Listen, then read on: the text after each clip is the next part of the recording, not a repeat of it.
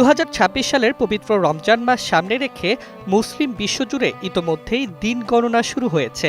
জ্যোতির্বৈজ্ঞানিক বিশ্লেষণে ধারণা করা হচ্ছে 2026 সালে রমজান মাস শুরু হবে 19 ফেব্রুয়ারি। এই তথ্য নিশ্চিত করেছে সংযুক্ত আরব আমিরাত জ্যোতির্বিদ্যা সোসাইটির সভাপতি ইব্রাহিম আল জারওয়ান।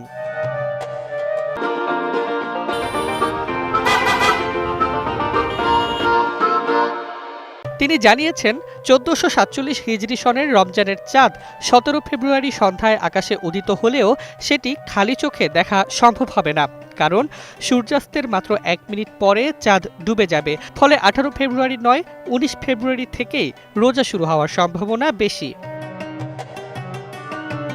চাঁদ দেখা ও রোজা শুরুর ক্ষেত্রে মধ্যপ্রাচ্যের সিদ্ধান্তকেই সাধারণত মান্যতা দেয় সৌদি আরব, কাতার, সংযুক্ত আরব আমিরাত সহ আরব বিশ্বের দেশগুলো। একই সঙ্গে শাওয়াল মাসের প্রথম দিন ও ঈদুল ফিতরও নির্ধারিত হয় একই ধারাবাহিকতায়। জ্যোতির্বিদরা মনে করছেন 2026 সালের 20 মার্চ শুক্রবার হবে শাওয়ালের প্রথম দিন, অর্থাৎ ওই দিন মধ্যপ্রাচ্যে পালিত হবে ঈদুল ফিতর।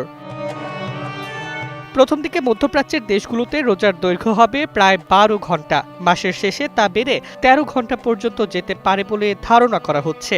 বাংলাদেশে সাধারণত মধ্যপ্রাচ্যের একদিন পর রমজান ও ঈদ উদযাপনের প্রথা অনুসারে বাংলাদেশে রমজান শুরু হবে 20 ফেব্রুয়ারি এবং ঈদুল ফিতর হতে পারে 21 মার্চ। বিশ্ব মুসলমানদের জন্য রমজান শুধু আত্মসংযম আর ইবাদতের মাসই নয়, বরং রহমত, বরকত ও ক্ষমার অফুরন্ত সম্ভার। তাই আগাম প্রস্তুতিতেও উৎসাহ লক্ষ্য করা যাচ্ছে সর্বত্র।